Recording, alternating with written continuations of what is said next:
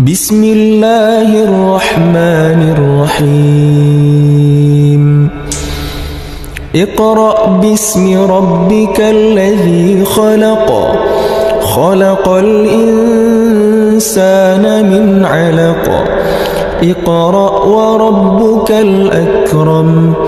الذي علم بالقلم علم الإنسان ما لم يعلم كلا إن الإنسان ليطغى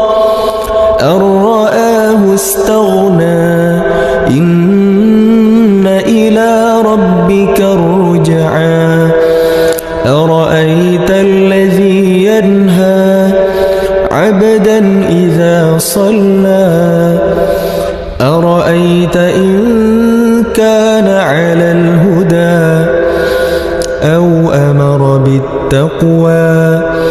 أرأيت إن كذب وتولى ألم يعلم بأن الله يرى كلا لئن لم ينته لنسفعا بالناصية ناصية كاذبة خاطئة فليدع ناديه سندع الزبانية كلا